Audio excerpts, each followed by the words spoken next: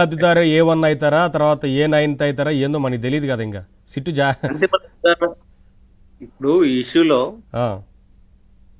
Sit పిల్లి ప్రస్తుతానికి మొగ్గలు వేస్తుంది. రాజకాశ్ రెడ్డి ఉన్నారు. అదే చెప్పేది. ఏమైనా మారుతుందా తర్వాత మీరు చెప్పండి. సిట్టు పిల్లి మొగ్గలు వేస్తున్న నిదర్శనం. అసలు A1 ముద్దాయి జగన్మోహన్ రెడ్డి గారని చిన్నపిల్లలు కూడా తెలుసు కదా. అక్కడి నుంచి స్టార్ట్ చేయాలి కదా. ఉమ్, అక్కడి నుంచి స్టార్ట్ చేసి ఆయన సహకరించిన వాళ్ళందరినీ అరెస్ట్ చేసుకుంటూ రావాలి. ఆయన లాస్ట్ అరెస్ట్ చేయడం ఏంది? ఏడాది తర్వాత ఆయన సాక్ష్యాలు తారుమారు చేయడా, భయపెట్టడా. ఇప్పుడు కసిరెడ్డి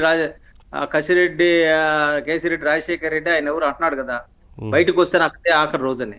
అంటే ఉమ్, అంత భయపడిన తర్వాత కూడా జగన్మోహన్ రెడ్డి గారిని సిట్ ఎందుకు అరెస్ట్ చేయలేదు? ఇది ప్రజల్లో ఉన్న క్వశ్చన్. ఉమ్, రాజకీయ పార్టీగా మేము స్పందించాల్సిన రీతిలో మేము స్పందిస్తాం, అందులో సందేహం లేదు. కానీ యాజ్ ఎ పబ్లిక్ ఏం కోరుకుంటుందంటే, ముందు జగన్మోహన్ రెడ్డితో ఎందుకు స్టార్ట్ చేయలేదు సిట్టు అరెస్టులు? ఇదే పరోక్షంగా చెర్మిల గారు చెప్పారు. మరి జగన్ అరెస్ట్ ఎప్పుడని. కానీ సిట్టు ఎందుకు భయపడుతుంది అంటే, చట్టం ముందు అందరూ సమానం కదా. అంటే ముఖ్యమంత్రి అయితే, మాజీ ముఖ్యమంత్రి అయితే ఒకలాగా, సాధారణ వ్యక్తి అయితే ఇంకొకలాగా, చుట్టూ ఫ్రేమ్ వేయాలి, చుట్టూ బిగించాలి అని ప్రజలు కోరుకోరు. ప్రజలకు డైరెక్ట్ గా ఇది ఇష్యూలో ఒక నెల రోజుల్లో మొత్తం బయటకు వచ్చేస్తాయి. అందరికీ తెలుసు, రాష్ట్రంలో ప్రజలందరికీ తెలుసు.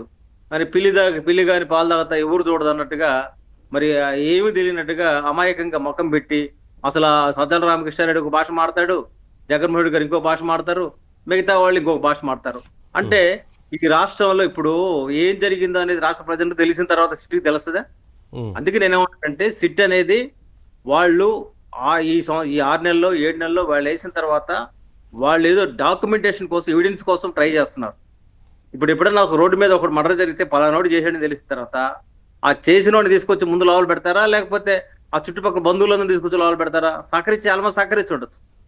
కానీ నేనేమంటానంటే, సిట్టు వ్యవహరించిన తీరు పలు అనుమానాలకి తారదీస్తుంది.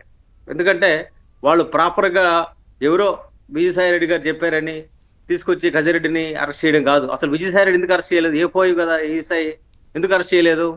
సజ్జల రామకృష్ణారెడ్డి గారు అనేక శుద్ధులు చెప్తున్నాడు కదా. సజ్జల రామకృష్ణారెడ్డి గారు తెలియకుండా ఈ రాష్ట్రంలో ఏమైనా జరుగుద్దా? జరగదు. మంత్రి గారికి తెలియకుండా, కేబినెట్ జరగకుండా, తెలియకుండా ఏమైనా జరుగుతుందా? జరగదు. కేబినెట్ సంబంధం లేకుండా కేబినెట్ మినిస్టర్ కి తెలియకుండా ఏమైనా చేస్తే కేబినెట్ మినిస్టర్ గారు ముద్దాయి అవుతాడు కదా. ముఖ్యమంత్రులు, మాజీ ముఖ్యమంత్రులే ముద్దాయిలు అవుతుండే మరి నారాయణ స్వామి గారు ముద్దాయి కాడా? మరి ఆయన అరెస్ట్ చేయొచ్చు కదా. అందుకని ఏమంటానంటే, బేసిక్ గా ఇక్కడ 100% తప్పు చేశారని ప్రూవ్ అయిపోయింది.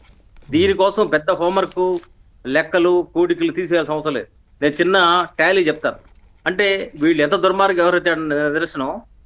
మెక్డొనాల్డ్ బ్రాందీ 2018-19లో 22,73,000 కేసులు అమ్ముడుపోతే 2023లో 24లో కేవలం 5 కేసులు అమ్ముడుపోయినాయి. అంటే జగన్మోహన్ రెడ్డి గారి పీరియడ్లో ఎన్ని అమ్ముడుపోయినాయి, ఇప్పుడు ఎన్ని అమ్ముడుపోతున్నాయి అనే దగ్గర మనం చూసుకుంటే, దానికి మనం అర్థం కావాల్సింది ఏంటంటే, ఆయన పీరియడ్ లో అమ్ముడుపోతే ఆ తర్వాత అమ్ముడు పోలా. తర్వాత ఇంపీరియల్ బ్లూ విస్కీ 20,21,955 అమ్ముడుపోతే ఆయన పీరియడ్ లో 7 మాత్రం అమ్ముడుపోయినాయి. ఏది 18-19లో అప్పుడు చంద్రబాబు నాయుడు గారు ఉన్న పీరియడ్.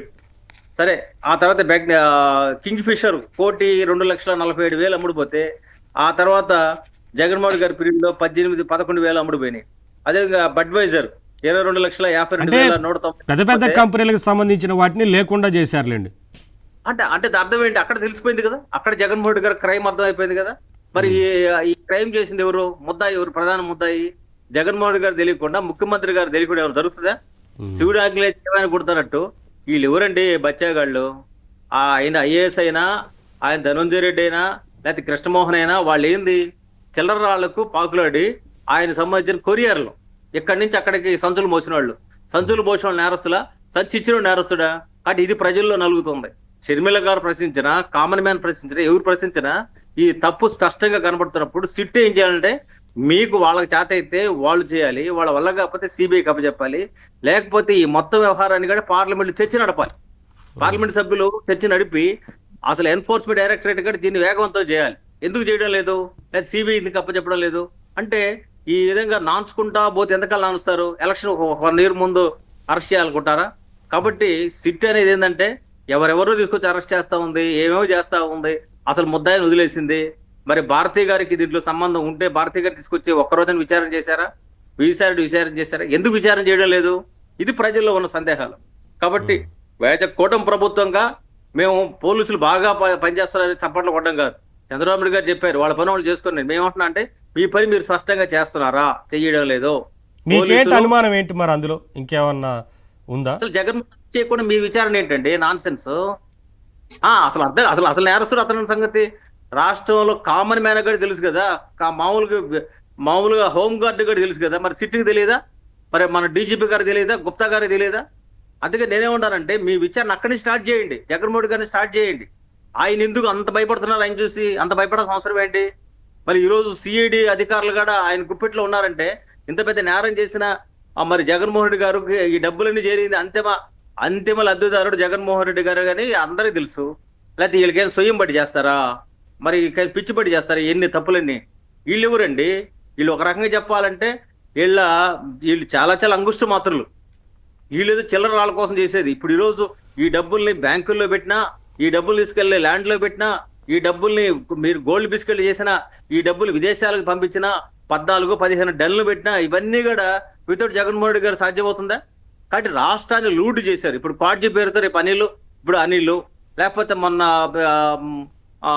కాకాని గోవర్ధన్ రెడ్డి, బాబు, ఆ తర్వాత రోజా, ఆ తర్వాత ఇప్పుడు మిథున్ రెడ్డి, తర్వాత రేపు పెద్దిరెడ్డి, వీళ్ళంతా కూడా ఒక నేరస్తుల గుంపు కదా. ఈ గుంపు అంతటికి రోజుకు ఒక వారంకి ఒక అరెస్ట్ చేయాలనే రూల్ ఏమైనా ఉంది? అసలు ముందు మీరు అరెస్ట్ చేయండి.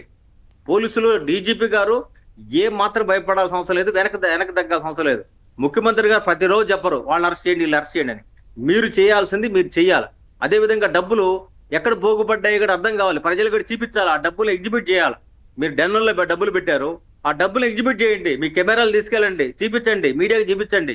ఏదో ఒక స్టేట్మెంట్ ఇచ్చేసి వదిలేస్తే కుదరదండి.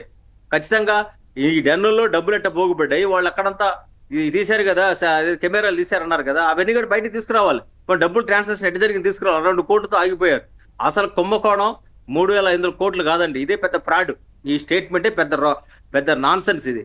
అదే సమయంలో ఆ రోజు డబ్బులు తీసుకొస్తే ఆ డబ్బులన్నిటి కూడా తాడేపల్లి గూడెంకి డంప్ చేశారు, అక్కడి నుంచి ఇతర జిల్లాలకు పంపించారన్న సంగతి అందరికీ తెలుసు. మరి ఆ డిపోలు నడిపిన వాళ్ళు ఎవరు, ఆ మేనేజర్లు ఎవరు, వాళ్ళని ఎవరిని అరెస్ట్ చేస్తున్నారా, విచారణ చేస్తున్నారా? ఈ మొత్తం స్టేట్ లో డిపో మేనేజర్లు అరెస్ట్ చేసి చూడండి మీరు. మొత్తం వాళ్ళే బళ్ళూరు కక్కుతారు కదా, వాంతి చేసుకుంటారు కదా, ఇది జరిగిందా మాకు సంబంధం లేదని. ఉదాహరణకి నెల్లూరు నుంచి నరసరాపేట వరకు, లేకపోతే ఒక ప్రాంతం వరకు డబ్బులు తీసుకొస్తే అక్కడి నుంచి ఇంకొక వెహికల్ డబ్బులు తెచ్చింది తాడేపల్లి గూడెంకి అని చెప్పని చాలా స్పష్టంగా ఆధారాలు బయటకు వస్తా ఉన్నాయి. వాళ్ళు ఎవరెవరో తెలిసిపోతాం. సార్, మీకు కొన్ని అనుమానాలు అయితే ఉన్నాయి. ఒకసారి నేను తులసిరెడ్డి గారితో మాట్లాడతాను. సార్, తులసిరెడ్డి గారు అంటే నేనేమంటే ప్రజలకు కావాల్సింది దోబూచులాట కాదు, అవసరం లేదు. మీరు కొండ బద్దలు కొట్టండి.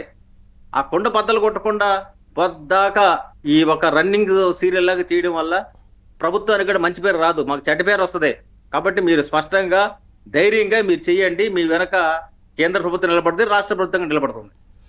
సార్, తులసిరెడ్డి గారు ఇప్పటివరకు అంటే విల్సన్ గారు చెప్పేది అంటే సిట్టు మీద అయితే విచారణ సీరియస్గా జరుగుతుంది అనేది అయితే కనిపిస్తోంది. సరే, విల్సన్ గారు అందులో కొన్ని అనుమానాలు వ్యక్తం చేశారు. అందులో ముఖ్యంగా అసలు విజయసాయిరెడ్డి గారు విచారణకే రానంటే అరెస్టే చేయలేదు, అలాగే మరికొంతమందిని ఎందుకు విచారించలేదు, అసలు జగన్మోహన్ రెడ్డి గారి పాత్ర ఉందని తెలిసి అందరికీ తెలిసినప్పుడు కూడా ఛార్జ్షీట్లో పేరు పెట్టాక కూడా మీరు కొన్ని ఎస్టాబ్లిష్ చేయాల్సిన అవసరం ఉంది, అరెస్ట్ చేసి విచారించాలి, లేదా నోటీసులు ఇచ్చి విచారణకైనా పిలవలేకపోయారు, ఎందుకు, ఏం జరుగుతోంది అనేది కొన్ని అనుమానాలు వ్యక్తం చేస్తున్నారు వారు. మీకేమనిపిస్తోంది జరుగుతున్న తీరు చూస్తుంటే? ఇప్పుడు వివేకానంద రెడ్డి గారి హత్య కేసు దర్యాప్తుతో పోలిస్తే ఈ మద్యం కేసు దర్యాప్తు చాలా ఫాస్ట్ గా, చాలా ఎఫెక్టివ్ గా జరుగుతున్నట్టు అనిపిస్తుంది. అదేమో సిబిఐ, మొదట్లో సిట్ ఉన్నా కానీ మళ్ళీ సిబిఐ, ఇక్కడ సిట్ అండ్ ఈడీ. దాంతో పోలిస్తే అది 6 ఏళ్ళైంది ఇంతవరకు